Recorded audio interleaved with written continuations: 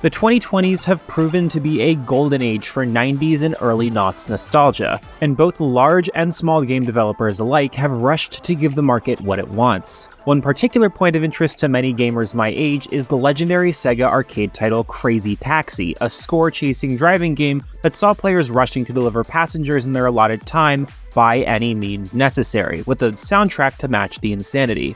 Sega themselves have recently iterated on the title with a minigame in Like a Dragon Infinite Wealth, and even announced the first new game in the franchise in over 2 decades is coming, but they're being beaten to the punch by indie dev Panic Arcade and their new platformer, Yellow Taxi Goes Vroom.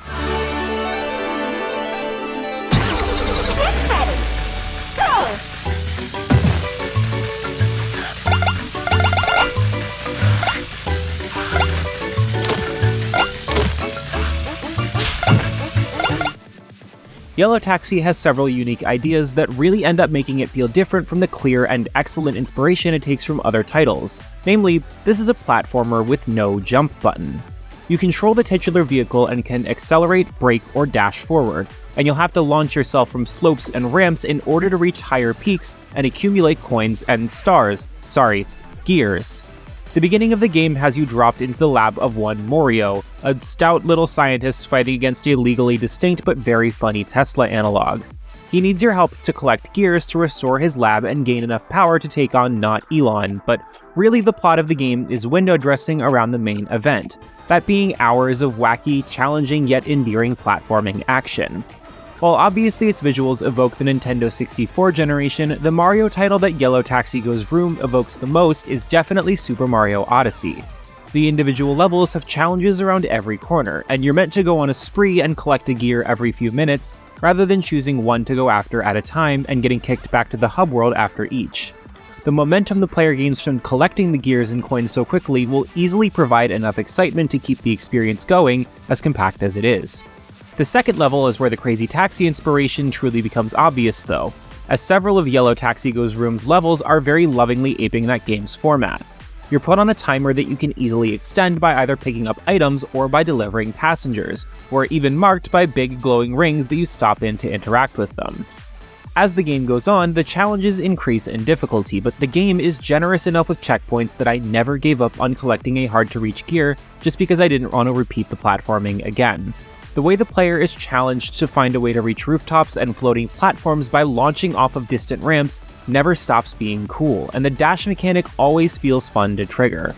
Yellow Taxi is not entirely sunshine and rainbows though. Collectathons often lock progression behind collecting a certain amount of MacGuffin items that would reasonably indicate that the player has done their best to explore the previous levels and take on a decent number of more challenging tasks.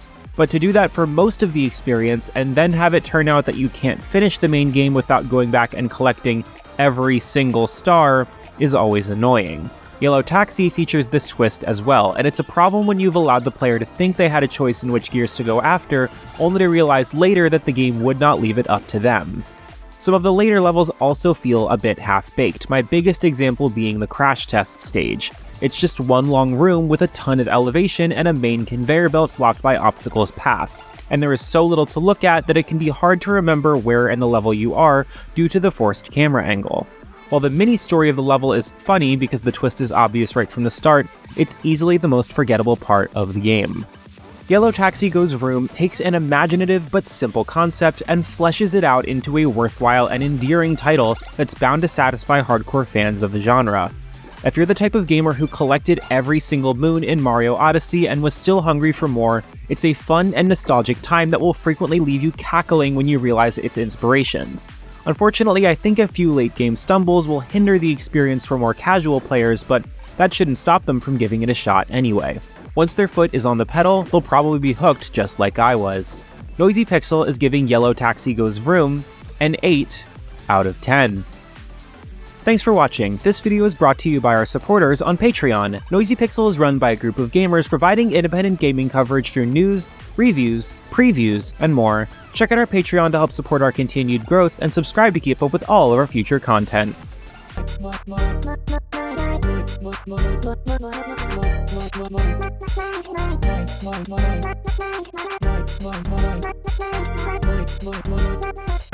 Noisy Pixel.